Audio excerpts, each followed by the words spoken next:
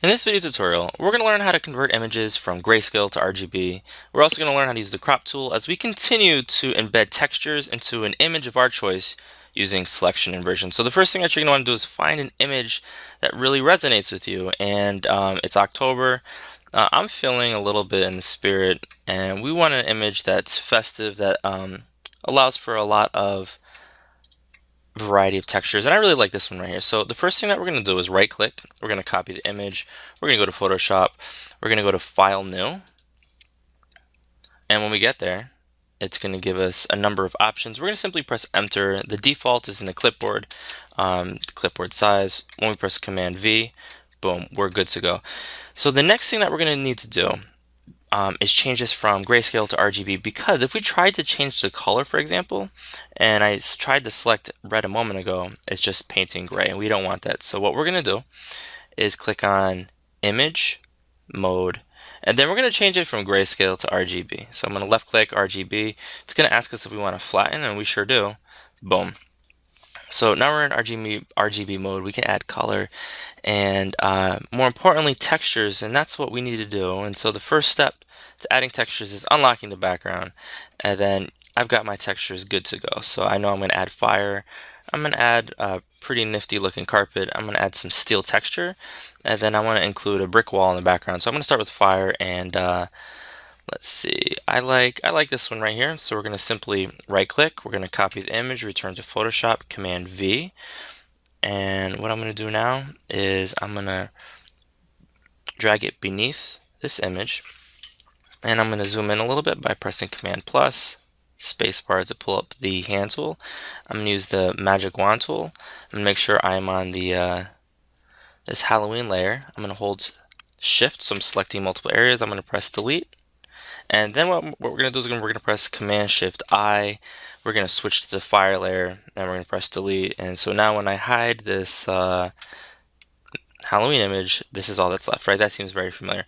Now, what can be a little problematic is when we want to add images that extend beyond certain parameters. Well, what do I mean by that? All right, so if I select the magic wand tool, obviously if I click here, let's make sure we're on that Halloween image, and I click here, it's just that shoulder blade, right?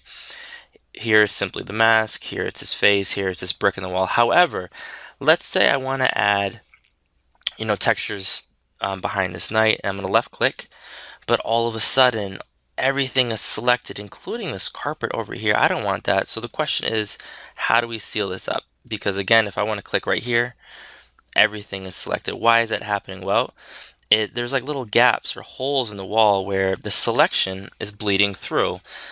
For example, right here. So there's a few different ways we could go about this.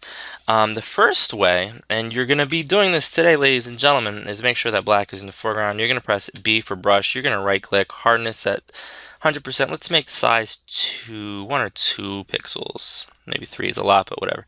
I'm going to left click. And so what I know is that before, when I use the magic wand tool, this whole thing is selected. But if I wanted just that sort of bottom layer, B for brush, click and drag.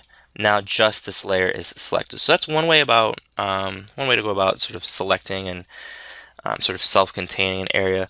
Alternatively, if you press C or pull up the crop tool, it's right underneath the magic wand tool. What I'm going to do is I'm going to click and I'm going to drag like so, and I'm dragging it off the edge so that what's happening is, if you can see right here, I'm dragging it beneath where the top of these 3 vertical lines are.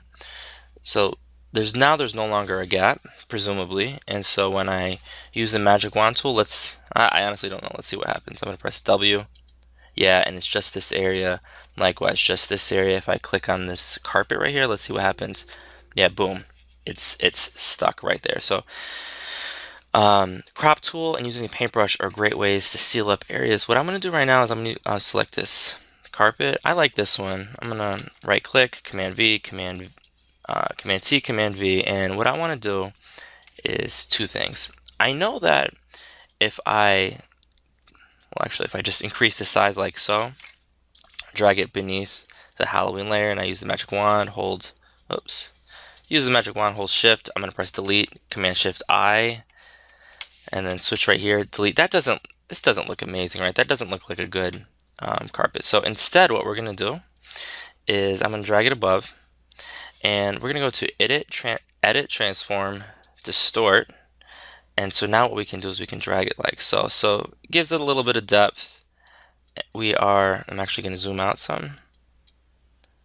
And so now it's going to look mildly more realistic.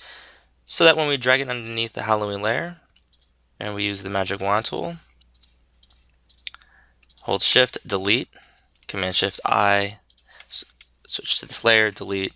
That looks a little bit better. Still, it's not great. You guys are going to come up with something much better than that.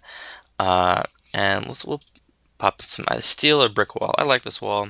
We're going to copy it, Command V. Let's drag it right here, Command T. Make it a little bit bigger. And then, like before, what I'm going to do is I'm going to actually drop the opacity some. I'm going to press 5. I'm going to click on Edit, Transform, Distort. Edit, Transform, Distort. And what we're going to do is we're going to drag it like so, to give it a little bit more, to make it look a little bit more realistic. Alright, we're going to press OK. Drag it beneath. Magic wand tool, I'm going to make sure you're on that Halloween layer. Select. I'm going to press delete. Command Shift I, return to this layer, delete, move tool, and then 100%. And that all of a sudden looks really cool. You can see how it's kind of aligned with the perspective of this floor. That looks pretty awesome. All right, ladies and gentlemen, I can't wait to see your work. Let me know if you have any questions.